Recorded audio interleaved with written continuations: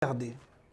Bato bande kolinga PPRD te. Tant sali élection ya présidence na ba députés nationaux, bato ba votara kaka pona kombo voter. Mais tant waka kota na élection provinciale, bato la majorité ba voter ko opposition ezaka plus MLC parce que MLC ezaka na ba siège belé. Okay. Mais on a été surpris quand la même année déjà tant on a kota na déjà que leki nanga, mwasi nanga, yaya nanga, grand frère mwasi nanga ozana nibo. Tozo ça l'élection, tozo 20 personnes, à 20 personnes, bande konanga sur baza 18. Na yebi ke na ça nanga campagne te po bato on a déjà bakobimisanga. Mais je suis surpris na kota boy na moni loko moko ezate. Entre parenthèses, kaka na wane wana ndeko Diomi Ndongala azalaga pe candidat. Okay. Il paraît, bon, c'est pas, là je ne confirme même pas, mais laissez-moi juste donner cette idée-là. Okay. Balobi a accueilli qu'on votait na Gombe, moi quand candidat président de la République. Amemi mwasi nae bana nae misatu amemi na ba travailleur nae misatu ba komaki na nombre le rôle à 9 mais tant ba ko voter après population na poko ba ko tala ko mona voix moko donc na maman na pas kendaki abi mwasi na ko ki ko voter te msusu mwasi na ko za peine moi tendance msusu ya na eto lekine ya ko za la présidente de la République mais maman na été donc tant ko trouver voix moko c'est-à-dire politique eza na babilo ko moko to kanisa o tozo kanisa te un grand merci na ndeko Jekoko. Pourquoi? Parce que Ndeko Jekoko Mulumba, ce qu'il fait, d'abord on a Katia quartier naïe, parce que tout la communauté. Jekoko a kenda rebattre campagne na Bamombe l'été, bané les atéka kana kingabo na place soit bimara député national, place soit bimara député provincial. OK. Tant oiseau za la candidat il y a PPRD, bato bazaki contre. Mais j'ai cocoton à ça là œuvre sociale né bané ko ça ka pour bato PPRD te pour on a sali ka bato PPRD ba oleka. Non, il le faisait comme encouragé et là comme ko bato ba longwa na makanisi na bango. Kende ko je koko na ndeko Gentini Ngobila bazana ba problème na bango songo pour président de la République azo préparer pour le côté place wana etanga maki est-ce que toyeba kende ko Gentini Ngobila ko mawana toyeba kende ko je koko ko mata mokonzi na mboko bato ba yeba kité ba traiter na incapacité intellectuelle.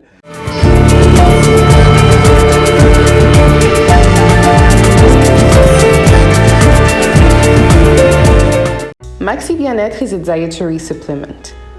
The plants which are inside regenerates the body, cleans diabetes and blood pressure. It removes hemorrhoids, solution for erection issues, early ejaculations and sexual weaknesses. For prostate issues, take your Maxi Bien-être after your medicine treatment. Women who also got diabetes pain, Maxi Bien-être can heal and change lives. You can see that all the people who are taking Maxi Bien-être look better and reflect youth.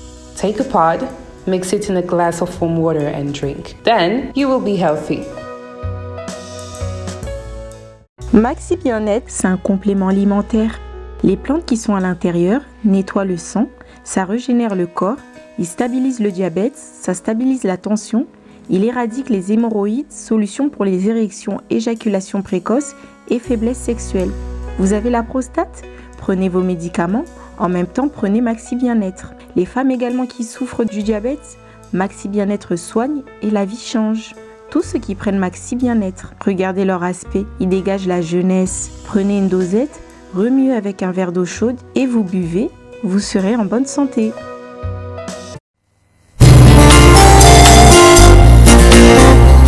Merci Jésus-Christ, l'abattoir d'amour. La vie à moto, laisse-la sauver, va te monter. Laisse-la m'embongoter, la kosomba vie. Bongo kutu ya kosomba la kalipa iza pasi. La kodamaka kofuta, pona masuni na ngai. Ndoko zwango wadeye.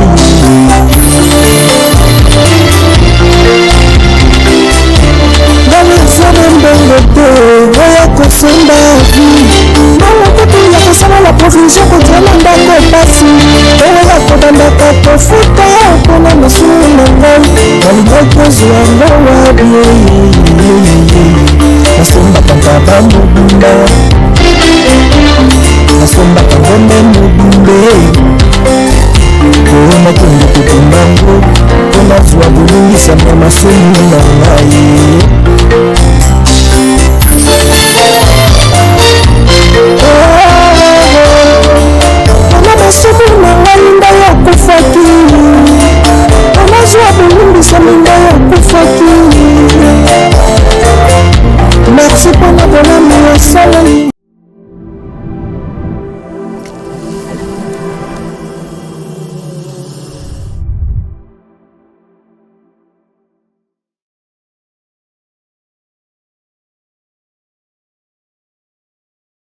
Tabouret du savoir, votre magazine qui est présenté par moi, votre humble serviteur, autrement dit Zoom Matumba, le défendeur, Yabamama, Ayabaxian Sousou.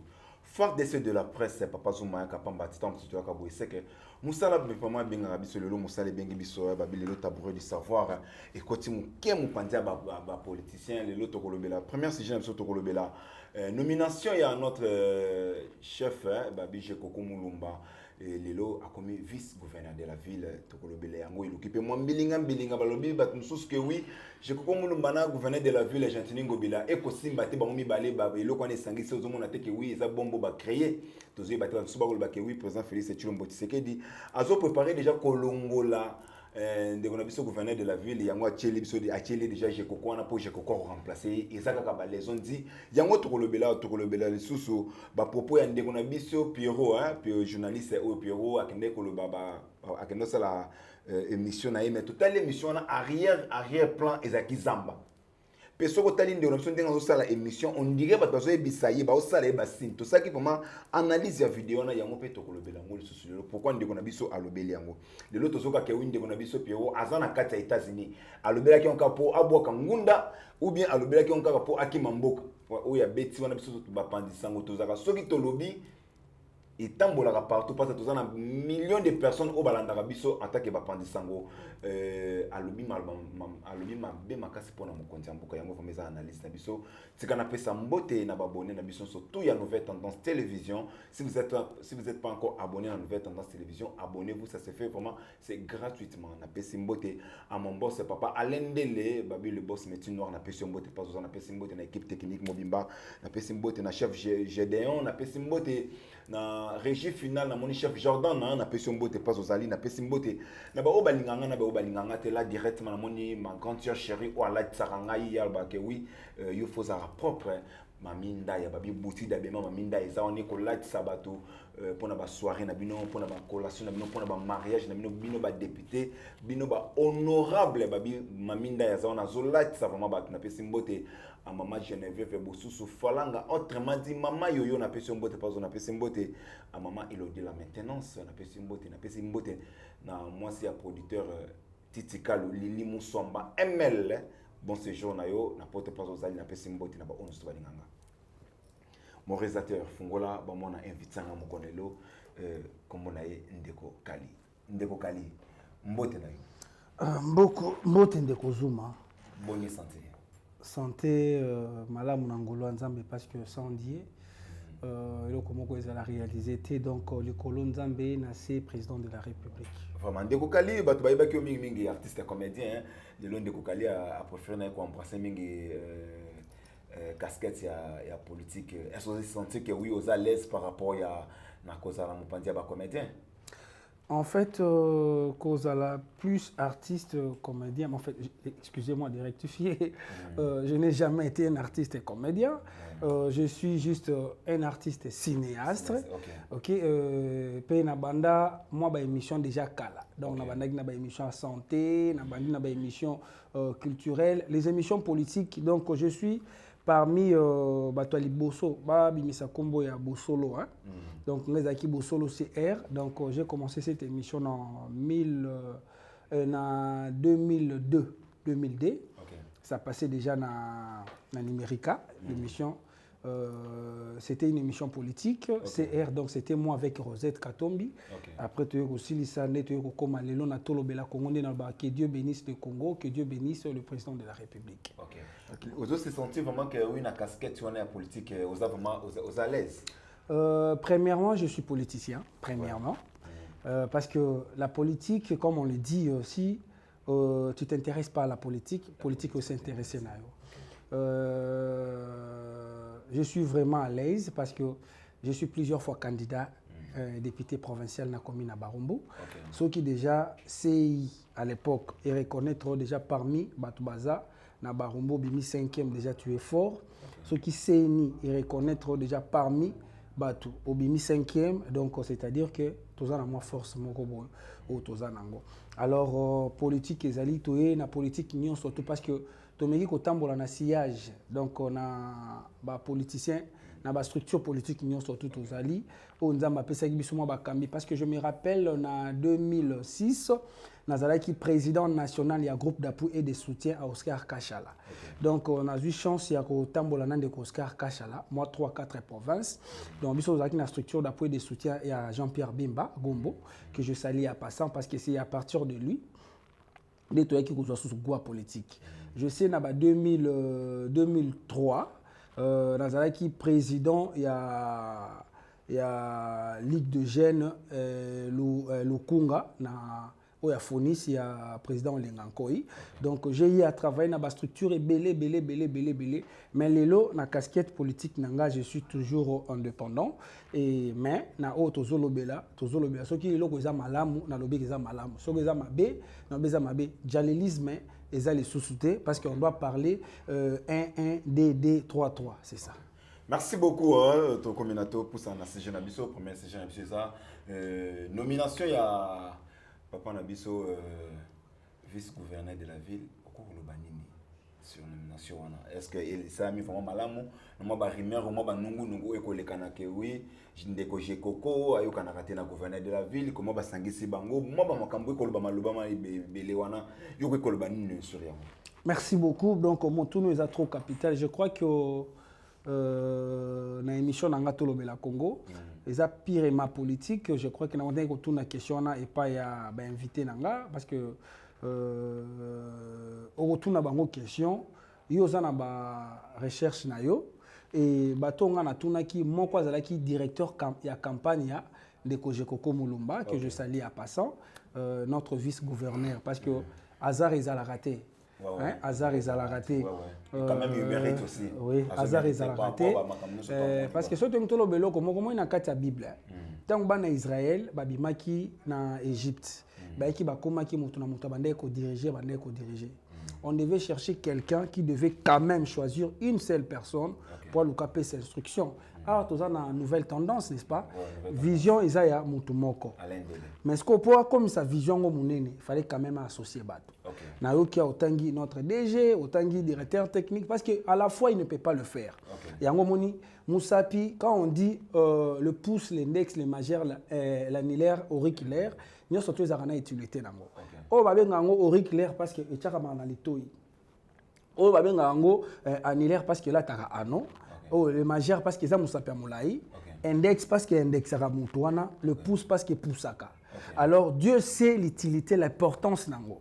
Soki ba katio lisapi oyo, orola taso baga mariage te. Soki ba katio oyo, c'est-à-dire ocha sou Moussapi nalito te, même ocha ba oyo, mais en a mesure te. Mais la personne peut supporter. Mais soki ba longole au kara le pouce, le bon qu'on a eu comme on a difficulté, tendance équilibre yosalate.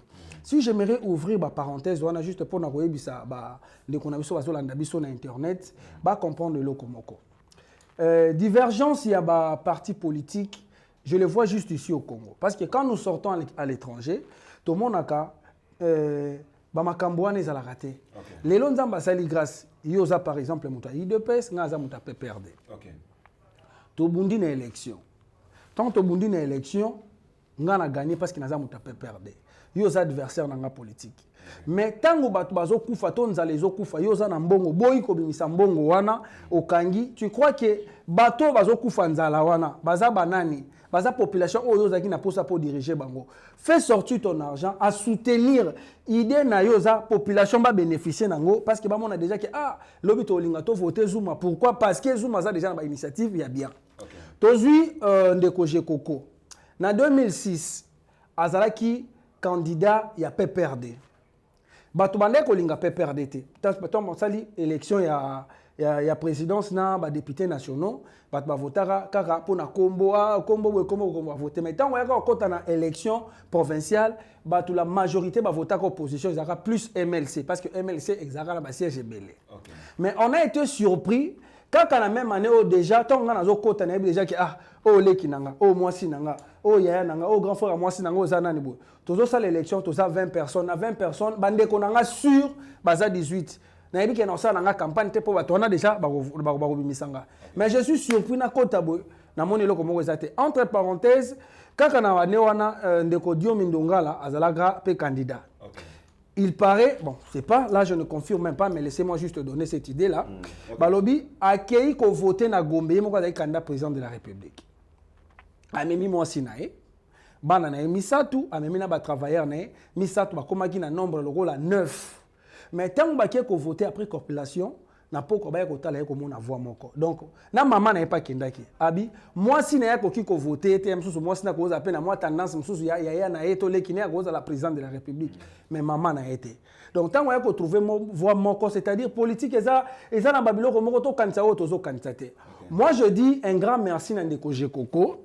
Pourquoi? Parce que Ndeko Jekoko Mulumba, ce qu'il fait d'abord na katia quartier naïe parce que tout ba communauté.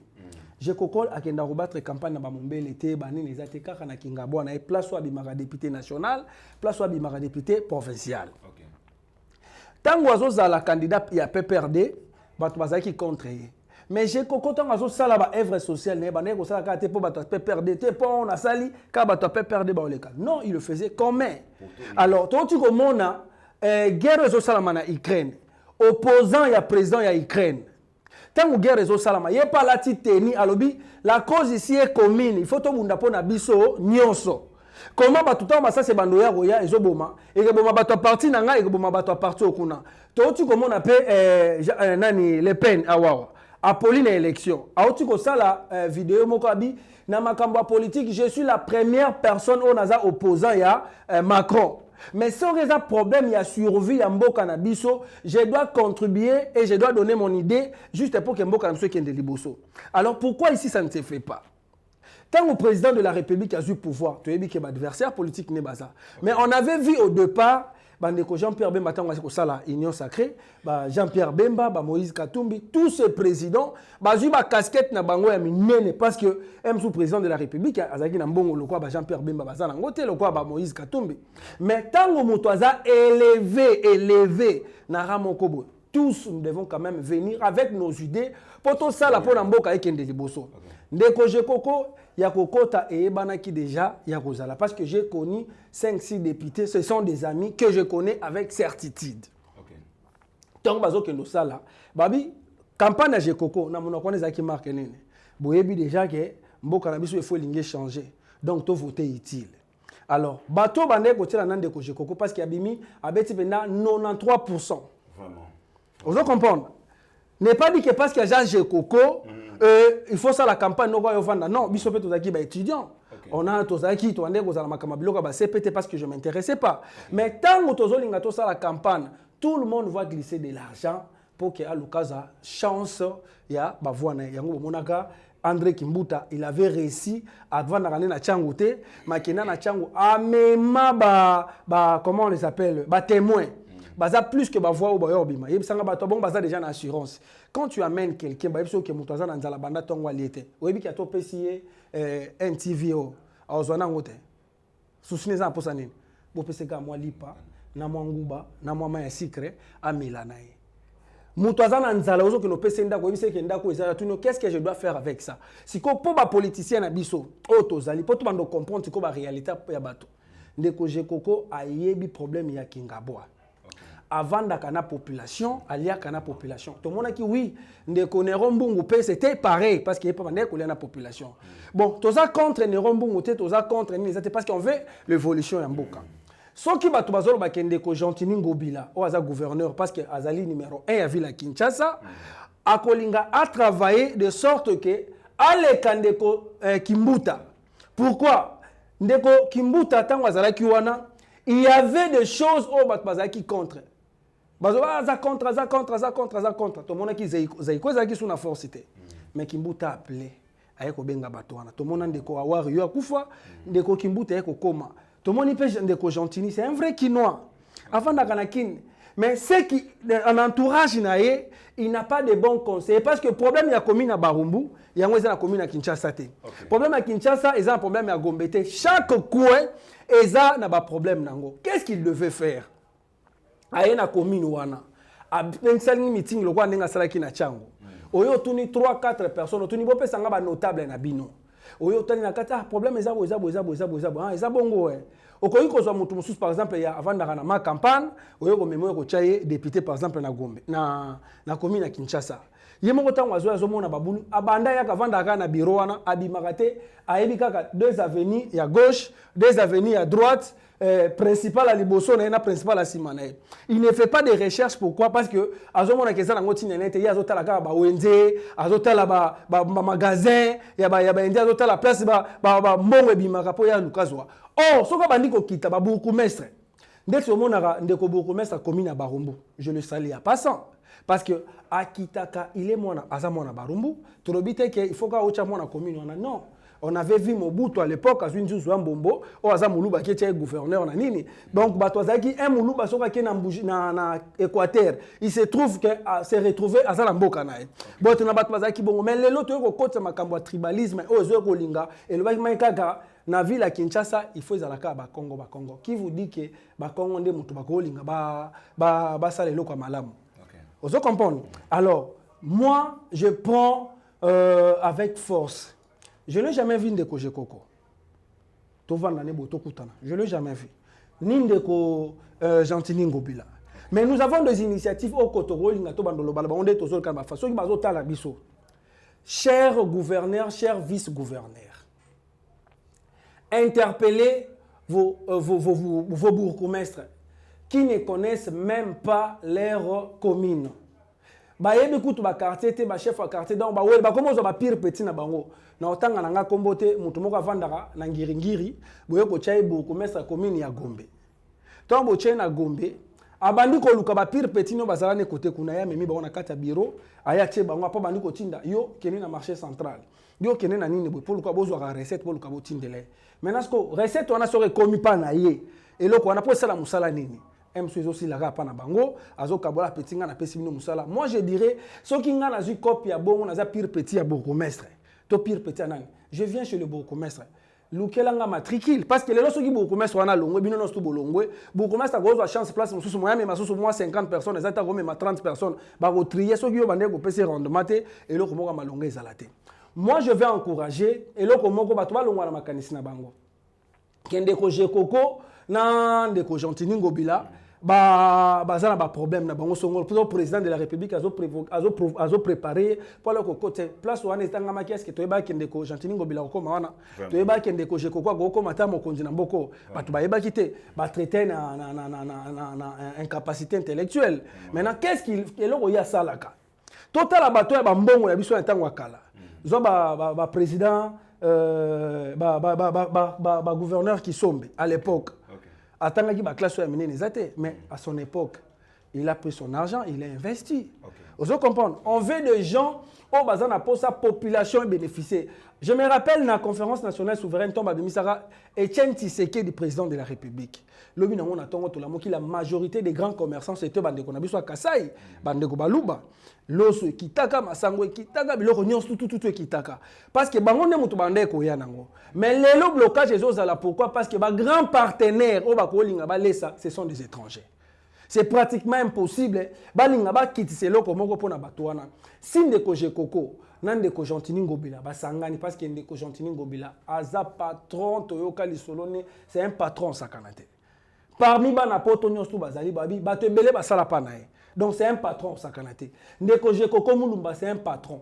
Bozwa siko ba miette na bino wana bosala pena bonne foi boloba ke salaire nanga tant que gouverneur en tant que vice-gouverneur na kozwa ngote na linge kota na misala boyi bobanda ko sala parce qu'on doit regarder le chef de l'État par rapport à bino mibale les autres en 2022 bientôt 2023 ceux qui vont réussir Kinshasa c'est que vous êtes en train de travailler à l'incapacité pour président bato ba voter lobby donc bato ba ko sala ke pour président de la République a deuxième mandat eza bango donc ceux qui bino bo travailler mabe bo s'attendre guerre nini bozo linga bossa la pas président de la République bino moko bozolo bana ba campagne na bino vous êtes là pour soutenir le chef ceux qui vont commis en fonction wana ozala muta PPRD ozala muta IDPS ozala muta la muka ozala muta ECD ozala muta nini ntango bozo koma na ba place où est politique bolongoli ba couleur politique na bino on a vu chez Vital Kamerhe il était le secrétaire général il y a PPRD mais tant azaki président et assemblée nationale Vous sentez que nabiso bana mikie to bande ko sa nini to landa to tala ndenge nini le kakamak abande ko za tête soki bata perdre ba lobby à Tomboli. Non, il était au milieu du village.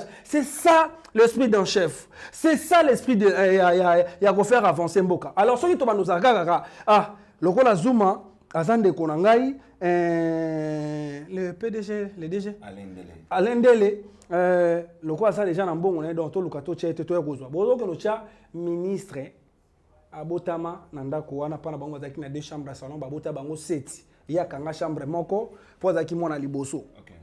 Après boyo ko cha ministre soko azola ta sapatu azane makolo brancarte mais sapatu na lataka et bimisaki déjà makolo brancarte soki bozo kende place à mai bino bozo sauter yazo bino bozo tambola na likola mai mais yazo sauter azo boya même mai et quand on a ma colonne, pourquoi? Parce que Ekobe Biselaye, ça pas tout. C'est par rapport à cela. Alors, ça fait mal et pas bandeko. Oyo, bazozala na ba réflexion ya mabe, mutabongo mo akufaranzala. Mutabongo aliaka bienté, ali bozu boche ministre. La première des choses, on va payer ses frais de fonctionnement. Qu'est-ce qu'il doit faire avec? Alukanda ko na hôtel du Fleuve. Alukanda kuna Gombe, comme benga ba commissionnaire. Est-ce qu'on peut pas avoir une maison à Gombe, il y a 7 chambres et salons, à partir il y a $300,000. Il a eu cet argent où? Il y a un moment qui est Mboka et Bandokende Libosote. Mais quand on va prendre les gens comme des Moïse Katumbi, les gens comme des Jean-Pierre Bemba, bato bazana ba mbongo, boye bato bazana na ba mbongo te. O bazana ba politicien malgré bazana ba idée bien, ba ke kozala ba conseiller ya bato wana, ba banda ko mata malembe. Soki mutu asimbaka $100,000. So opesi eta 10 milliards à la complexité. Mais mutu asimbaka $10. Pesa ka $1,000 jour à liboso. Omoni azala nzala. So nazui ata $100. Na kozwa ndako ata ndako ya $10 bakota kimbanteke to bakota bumbu pona banufa mais soki ozi opesi ka $100,000 na $10,000 akomo ke luka azwa ndako na ma campagne et pourtant asala musala moko te. Merci beaucoup Tozo les Canada dossier mais on peut pas passer sans te clôturer dossier en décoché coco nanani batuba retenir et message ni asuka avant que na deuxième sujet na biso o Tozo clôturer na mo décoché coco mulumba na décoché ntimo message ni yo ko kopesa bango potoleka bafouons nos tendances. OK. To pesa bango confiance. OK. Conflit soki eza décoché coco na décoché ntini ngana yo to yebite. Soki baza na conflit na bango na bango. Mais o ezotala pona makambo mboka, tenez-vous main dans la main et le baba américain together et qui permettre biso ba kende liboso. Défayer le baka one love. Donc na bomoko et ko permettre ba kende liboso bo sangana bozali papa et bozali papa na papa leki biso tozabana.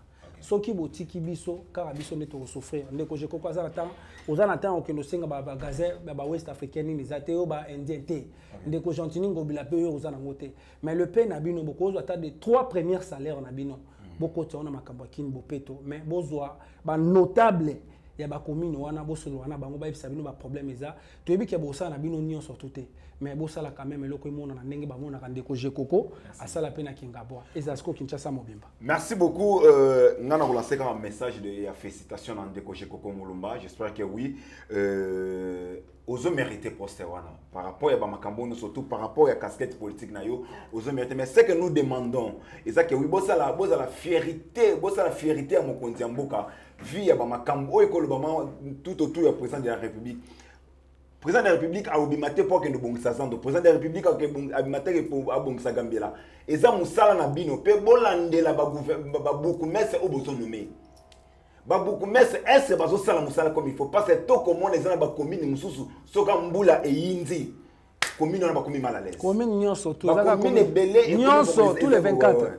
Donc toko senga na ndeko che ko mulumba na ndeko chantini ngobila Mbaka, le gouverneur de la ville, bossa vraiment musala comme il faut, tozaka liso likolo ya liso. Ndeko na ngai tout comme na en tant que journaliste, tout le bien no dossier où il s'est vraiment participer ba propos ya ndeko na biso Pierrot.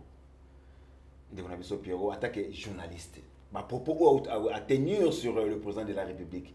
Ba propos à tenir sur entourage du président de la République. Ba makambo o ya lobby pe kota la place sur l'émission. On dit que c'est on a créé Zamba, on dit qu'ils ont créé rébellion. Parce que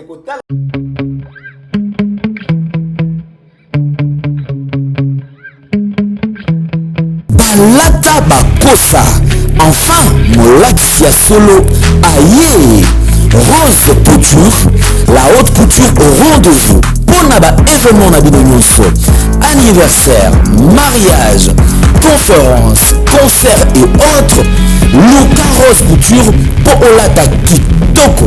Batonga, Bakosa, pour tout contact. Papa, maman, bana, pour la biso surtout, babetela lisolo te. Luka Rose Couture pour Olata Kitoko. Bavoie tité.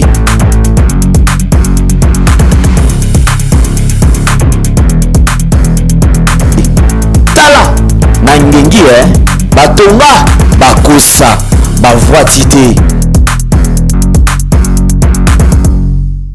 Émission et ça n'est pas à rien fond et ça samba. En tant que journaliste, on a dit que oui, biso va penser en lieu de comment quoi ça va casquette na biso parce que na d'autologie on salo to sala ka oyoyo to ko la ça peut ba tendance té. Il faut tout le bas qui m'a bezali tout le bas mabé malam vous avez tout le malam mais ndeko na biso alobi pas appeler si moto ba biso bazo ba ke oui ezaki ngunda lelo azo vana na États-Unis avant na kati États-Unis réaction na yoko zani pe sur message ya ndeko na biso Pierrot. Ok, merci beaucoup Ndeko Zuma. Merci na bandeko balandi ya NTV. Bon, on a confiance d'abord. On a invité bino pe bo s'abonner massivement. On a vu que déjà ba abonné basé belé. Bobenga bokoma. Donc on ne peut pas être contre. Et ceux qui mutoza na pota ko zo susumbeli ko chuba na kati et la mabe. Wana lobi na casquette na ngai ki monganga parce que à part journaliste Nazape Munganga, donc je connais la tête aux pieds, na makambo itali médecine et Nazape Natangi Sakabana na kilasi pour babima ba minganga na ina lo baboy de vie yo toyeba ino na makambo ya babiloko ba cinéma. OK. Bandeko Pierrot toyeba ina ba na makambo ba TV. Bon, soit akoyebanga soit ngape na koyeba ye pa koyebanga te. Et ça, une obligation parce que les lois chaîne est belé pelobi ba chaîne musu segoya parce que ndeko Zuma tant ozo salomoni musano eza kitoko lobi pe ko linga ngapena bimisa oyanga parce qu'on travaille oui on cherche le pain quotidien mais mutuna mutaza pe na posa zala soki lelo wenge kabona kite ba fere ba ngai ba yebana te soki lelo za iko kabana kite ba orchestre musu pe linga obima te soki lelo pe na nini à Genève ba président Fachi ba kenda kite. Donc, président Fachi Palingobi ma présidenté. Et là, on surtout ils allaient toujours na moi soki bosangani pour bolinga bokabona. Mais ko kabona ngo ya ndenge nini. Ya ndeko Pierrot ya kotala azalaki agent na Digital Télévision. Abande ko sala wana, je le connais. Et loba secrétaire général ya parti ya ndeko Zaïd Ngoma. Sur Congo futur ceux qui force du futur. Alobi bato ebele otozo za na bango pembeni. Tant bozo kenena bango ko kanzate bato wana nyo surtout baza pour yo. Ba binta base kaka ache minu ne bozo kanzazo seka pourtant za na kanda na motema na ye. Alors elongi elaksaka biso na motema te. Elobande ko Kofi, si tout le monde savait ce que tout le monde disait pour tout le monde, mais personne ne parlera à personne. Parce que si on a déjà ma kanisa mabe pa na yo na ngina poussa na pembe na li solo to robeta et ko avancer na ngote pourquoi parce que ngana zolinga yo avancer te yango moni ba président de la république ming ba avancer te et lobinde komoko lelo soki kulu nezo zala ba kondi ya la police nde baza ba numéro 1 na ba konza mboka o pourquoi mon konza la police mo kayebi déjà que chaque fin du mois ba pesa en enveloppe ya $50,000 pour na sala ba makambo kuluna. Aébi que soit Kebo dans une semaine, Koulouni Rekata. Parce que tout le monde a gagné président, que son âme repose à paix, président Kabila le père.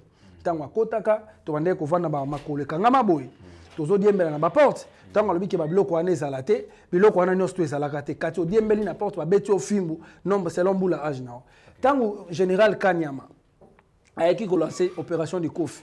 au sali mabe bazo kota bazo boma oui tant bato wana baboma droit de l'homme ezala raté mais toki bango babomi soki bango babomi mutu beton ba ya po balanda bango droit de l'homme yé tant de kokanya mazalaki wana babiloko wana esilaki ekitaki pe mwa muke lelo ndeko Gentini Ngobila et le président de la République bakomi ko zo bandeko ya bakulu na wana bazo mema bango po bakende ko sala na service national pona baluka baile sa famille na bango na mbongo ya bosolo Mendeko Pierrot à l'époque azo sala na digital bato bande ko kanta tendance parce que lelo so ba monika par exemple Alain Dele aza candidat gouverneur to candidat député bato nyonso basala na kata chaîne na ye bato nyonso ba voter bato ba se tromper na biloko wana ba se tromper na biloko wana parce que soki bozo na ba confiance ozo compter déjà 50 personnes baza déjà bato na ngata on a une élection ba voter bon soki moi si na Yozuma aza député quand c'est l'église entre le frère et l'ami le choix est clair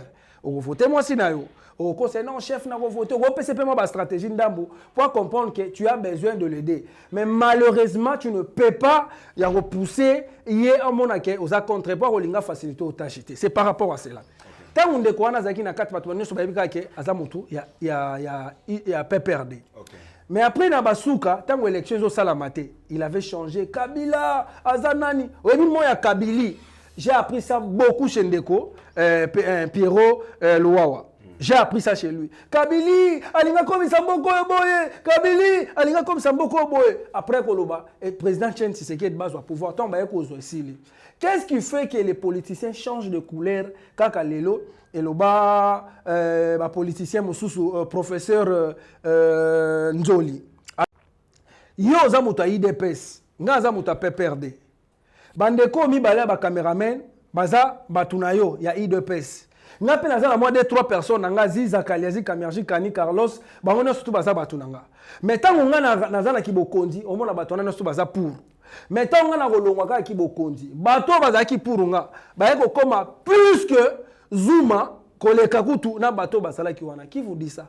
Parce que tendance na bango zolanda bazolanda mbisi place mai mbisa la na place mai cholaka. Ndeko wana soka bande koloba ko sala na zamba non eza nango zamba te parce que moi aussi j'ai eu le temps de regarder eza nango ka place ba feuillage ezaki avandi na kata ndako eza ba ezaki so tali bomo na ba brique ba carreaux ezaki mopandi avanda zoloba muto azoloba na été atie caméra sala déjà ba biloko ne banda kala eza nango déjà tendance ne koloba même chose à quel luka pona que no luka a comme exilé politique oui c'est bien. Maintenant, on kende kuna na casquette ni parce qu'on peut prendre des émissions précédentes. Oh yo sala liboso. Au bandé ko kumisa mutu batuni tendance ni parce que toi tu t'es jamais approché près de Fachi. Comment tu vas commencer à parler de maintenant ngoloba ke ono mutu moko linga ola kisa. Soki babiloko banda ko sala babiloko ba mandat d'amener Okimi qui exil na mboka moko songolo pakala. Le pays wana na pays okuna bazu accord. Babi que non, mutu wana zo finga président de la République. Bo pesa eto okanga biso ete to boma ete. Mais to zo eto ko sambi c'est parce que le vrai lit ça doit se faire dans le pays. D'être yé pe bande ko sala lit ni awa. Mais pourquoi tenir des propos bizarres? So yinga na za problème na yo. Je vais critiquer ni Zuma ebo sala émission te. Je vais parler de cela. Zuma aime sousou. Alobara français tengama. Zuma aime soit dans la sapato boy, ala tarabo. Mais quand je commence à parler de ta vie, Zuma là on a mis l'éponge à moquer. Zuma alinga kutu basi 5. Zuma za waneza sousou comme ba critique. Il y a maintenant des problèmes et comme il faut haine. Mais lorsque les gens baso critiquer babi que oui et ça qui ngunda, on doit se dire que oui c'est la vérité parce que tant on sali kaka a voyager naï mais ko beta maman ko yelo ko wana maman iza ko kin maman directement libéra. Non, mutu cause la siko beta ngo directement. Tant au lobby déjà tous hypothèse à liboso. Au lobby que bato bazo sala ebo sala. Au moment to sala émission, il y a des entrées, des va-et-vient. Okay. On prend les tendances à bongo. Il y a pas cause la zolo beloko, mutu pas zoleka, azoloka parce que on prend les regards yawana. Tolinga to sala te mutu atindi azate, ce n'est pas un enfant. Les gens ont dit que oui, c'est pas un enfant, Moutatinde Basabi, Azaki dans la tendance déjà, il y a digital, il s'est déjà on bande bateau. Non, c'est comme à critiquer Joseph Kabila, qui était président. Joseph Kabila, parce que Joseph Kabila déjà à l'époque, il y a un Moïse Katumbi, il s'occupe moi Simba digital, tant que digital directement c'est Moïse Katumbi. Les autres sont na politique yambala oyo tozo les économiques Moïse Katumbi a place. Babi que oui, donc quoi ça déjà na tendance à Moïse Katumbi. Le quoi les dire que oui Moïse Katumbi atindi que ça le quoi na pe à ce moment nguna na yakende. Est-ce que kozwa mukanda parce que déjà ceux qui OK na espace Schengen ozui visa na yo OK oyo zongi soko sengi pour la deuxième fois ba opesa autant OK pour la troisième fois ba opesa mukanda c'est pas pour la première fois je ne connais pas sa vie na ba soko ezaki pour na ngunda parce que lelo toujours au cas tendance à moto moi ceux qui moto ça le kobo soko comme célèbre les gens vont te critiquer. Non, non, non. Pour faire plaisir à Moïse Katumbi, pour la Moïse Katumbi. Je ne sais pas. Je ne sais pas son point de vue. Bapibia qui va photo récemment, Balaxi et Kondo Tchensi Seke Davandi, président Fatia Kotoyo, CG sortant, Jean-Marc Abounda Vandi Koto, Bazaki na moi batebele, président Fatia Simbi téléphone, Bakomi basali commentaire babi nani azozo vraie leçon.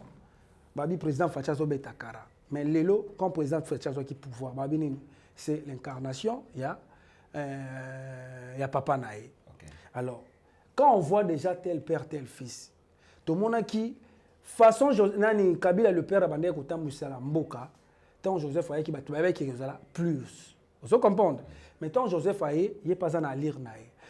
Façon, Nani Abandé Kotam Moussala Mboka, président Félix Tshisekedi, il prend juste un peu de son père à Zundambu Mobutu parce qu'il a un discours à Lobaka. Il avait cité tous les noms de présidents sortant de Lumumba. Il avait parlé aussi de Joseph Kabila. Bon, quand ça a été dans Mboka, so mutoya kota tal les locaux a tendance na mitema mabe na biso parce que Nzambe muto sali mokiliti. Tant on sali mokili, Satan zaki ange. Après Nzambe, c'était lui non? Ange adora, ange le plus beau, le ne batu ba mindele ba kosa biso ndoki azana maseke minu ebima, azana makololo kola entaba na mokila na simeza na flèche. C'est faux. Babi un démon, c'est le plus beau parce que démon à séduction. Pour le cas muto moka koto neto vandi boé, tozo so la biso mbale muto moka bia pesa biso succès, poto comme na succès. Aina ba maseke na biso mbale to kimate. Mais ce qui muto moka ya koti aza propre ya bandolo bana biso mo évangile abandi ko initier biso to linga to landa na ye moka zana no bo parce que comment toi tu es pauvre ozoya côté ya ngaku na simba mbongo ko le kaos zo ba ngake nyoso to eza pamba na lukana ko malokola yo. À époque wana o ba Moïse ya Bible atikinda kwa Pharaon pour ya kovanda et pas ya baboti nae a que nous vanda na banda ko bani pour kima qui nous a réfléchi ça si côté. Alors ndeko Pierrot a aimé le commandant ko sala. Il avait son objectif. Je ne pense pas, président Moïse Katumbi, quel que soit rang, quel que soit baloba, ce qui marque aya keloba de Kopiro, parce que lui-même il est combattant. Il est au bunda, il est qu'est-ce qu'il doit faire pour le cas récupérer ni. Parce que na batu balinga ba comme ça la kana ndenge na bango. On a gros exemple quand est au ça na chaîne bo. Oyo bandi chaîne émission ça par exemple il y a 20 minutes. Bando bandi kaka omoni alendele loko alendele wana ce que qui jaliliste parle de ce que toi tu veux faire comme mission après bando ya retourna tu peux le saluer oui c'est grâce naé deux opportunités ya Robima et pas bateau c'est par rapport à cela omoni que nazolinga pour na pousser yo c'est monsieur notre frère déjà a eu sanction naé azana mandat d'amener au bazo lukisae au ba okangelae ton ba ya okangae ba ya osambisae awa. Ce qui est que oui, en la République démocratique du Congo, pour déjà. Toyoka bato belé bandeko tabulei bakimba bakendaka exil bato belé bandeko belé bakendaka exil mais bazonga. Msusu le président Fatia Koza la peto sali deuxième élection en 2023 abimité muto tendance msusu abimi. Il peut rentrer non? Est-ce que le président Fatia Ozana n'est pas Luka Aluka Kangae? Non, ça va passer. Alors président Fatia a sa papa. Ayebi ce qu'attend Wazaki na niveau anaté, il n'y avait pas les gens qui le critiquaient. À s'attendre dans Babylone, bien sûr, si Jésus-Christ de Nazareth, Oyo, akufa pour Nabiso, ya pour Namasoum Nabiso, Bamelise Bamaya Bololo, Batamboussa est nu, Batouba Bamakonga pour que Biso Tozalabia, alors à quoi sert Biso Bato? Tout est vanité. Moi, je demande au président de la République, c'est notre papa, il doit accepter la réalité, mais sous-souté. Mais Atika Bato Baza acquis des droits, parce que lui ne peut pas venir. Ah, Ndeko Pierrot, le roi Lobi Nanga Boza, non. Même sous le président, pas qu'il peut. Je le dis. C'est ça maintenant. Alors moi je dis tendance au Wana. Batubazo Linga Bacha ba haine. Baba Noya Linga. Président Moni Balobi Nobo. Le président n'a pas assez de temps. Il y a ko Linga Zana pour sa solution. Il y a peuple congolais. Balia. Bamela, Batanga bien, Banzele Zalabanda Kwebunga pour Mandane Kendeliboso. Il n'a pas le temps d'aller suivre ces histoires-là. Bino Bato Bozana compétence, ya Rolandene Lokoana. Faites-le que la justice soit faite. So on a Salimabe. l'infraction individuelle, on ne peut pas aller arrêter sa femme ou quoi que ce soit non plus. Mais quand même, va permettre de copier aya. Alors, tous ces pays ici-bas, c'est ce qu'il va s'aimer. Merci beaucoup, nous sommes arrivés à la fin de notre émission. Tu as cette émission au Boété, sans tout le bien moi, qui est aussi dans l'émission. En regardant le mandat président de la République, Tshilombo Tshisekedi, en Sali, en 2023.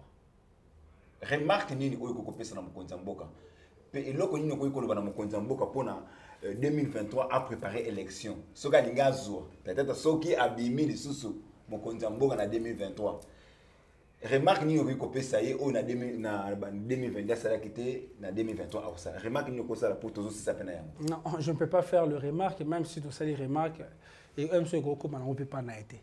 Mais c'est que je peux juste dire à notre papa.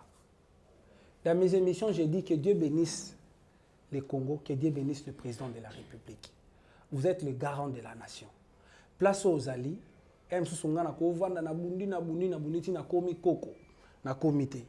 prévenez que le bon Dieu a fait que Papa Etienne Tshisekedi a préparé Nzela, a bunda pour y kozwa. Alors, tu avais eu des problèmes. Les deux familles politiques, cette fois-ci, parce que ceux qui n'ont pas pu en malade, les gouverneurs sont partout. Ils ont un bâton dans le avant qu'ils aient un bâton dans le maille, ils ont traversé de l'autre côté. Le problème est que notre président écoute notable. Il y a des villes surtout. Il y a tous les 4 coins.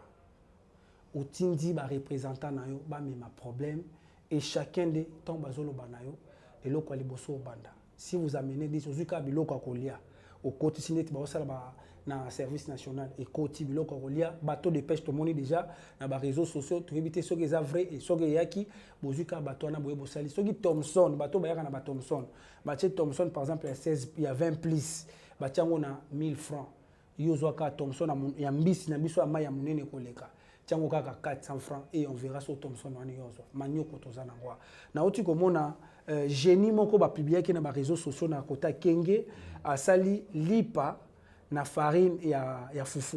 OK. Ali batu balia ngo pesa ya kitoko. Alors des gens pareils bo initier bango ba lukaba ya kosala. Donc moi j'ai dit Nzambe ya lekolo apambola yo président apambola ba opposant nyon surtout. Bosangana dans le même esprit. Bosa na guerre politique. Mais mettez vos fonds pour nous soutenir le peuple congolais, va bénéficier. Na bato nyo surtout bazali banda. Obo kritikaka, obo lobaka. On ne peut pas être contre vous parce que na mboka no so bi chose dans tendance moko. Mutu moko akolinga atombo na likolo azate. Merci beaucoup. Merci beaucoup. Nous sommes arrivés à la fin de notre émission. Plus Bambote Nanani numéro à téléphone. Merci beaucoup Nayo d'abord na ndenge okanisinga fallait que ça l'émission depuis 2 jours passés moi koko se zwamaki mais tout s'est présenté parce que vous a déjà moi nandako vous a penda famille j'ai dit merci à toi Aziza Bomboula Amba merci à Kaliazi Kamerji Kani P Carlos Ngunda j'ai dit un grand merci na 2 filles des Boufa Métil oyo ezali pona ko soutenir ba orphelins au bazali partout dans le monde entier donc na $10 na biso na Kinshasa parce bato boza par rapport ya mbongo na bino bosala poke mboka na biso ekende liboso zwa kaka $10 na yo semé pa ba orphelins et okomona oyo ko récolter lobby. Merci beaucoup. Merci beaucoup. Nous sommes arrivés à la fin de notre émission Tabouret du Savoir, émission qui a été présentée par moi, votre humble serviteur, autrement dit Zoum Matumba, le défendeur Yabamama. Le gouvernement Mobimba, le gouvernement congolais m'a tout travaillé pour le peuple, tout travaillé pour la poche. Pour le peuple, oyo, de cela, bino lobi boza na ba poste oyo bino bozali, nzamba pambola mokonzi mboka, nzamba pambola batunyo surtout. Soki nzamba lola azongite tomonani na mikolo oyo ezali koya, abonnez-vous massivement. Bye bye. Ya sika na Kinshasa boye tikala kozala te makelele ya tata lopango esili Toronto City à Maluku bana RDC congolais opportunité ya sika mona mboka pe sibiso avec $4000 ya pamba koma tata lopango to mama lopango avec le $4000 okoki kosomba cash ou soit par tranche et salami ndenge nini obanina avance $2000 et le 2000 qui reste au kofuta yango par tranche 500 500 500 500 pe okomi kolo lopango. Toronto City et Sika Moko très kitoko. Parcelle cadastrée, urbanisée, avec beaucoup d'espace. Nyon surtout okoluka okokuta yango.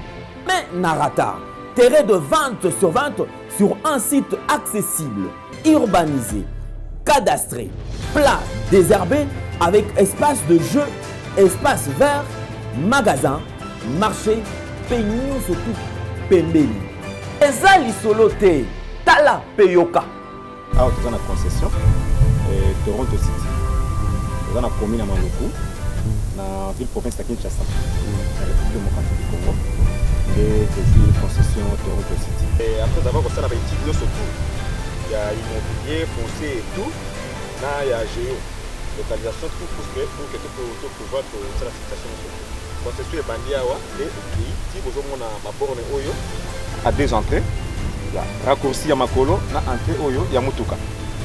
Donc, raccourci à Makolo, c'est-à-dire à 15 minutes, vous avez déjà dans Makada. Oya Moulaï, c'est juste pour dévier, pour que les ailes fiables, de ce fait ça.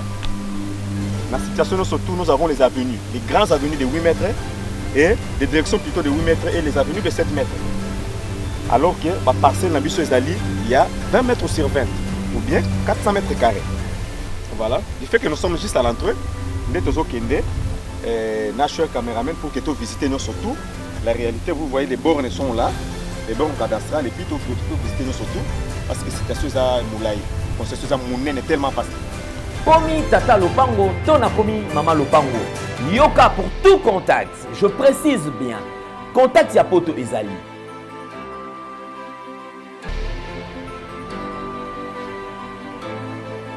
Oya Kinshasa Ezali.